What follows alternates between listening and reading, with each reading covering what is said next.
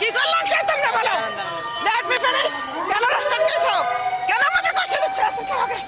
রাস্তা ছাড়ো আগে।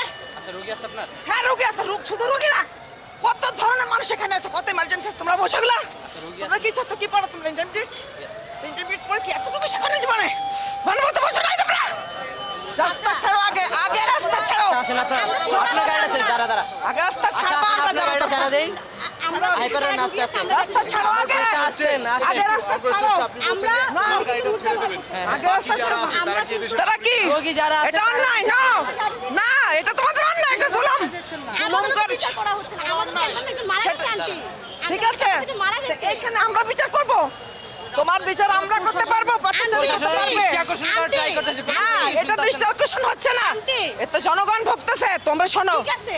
শোনো, খারাপ কিছু করে কোনো কল্যাণ আসে না। আন্টি এই না যে আমরা শুধুমাত্র শোনো।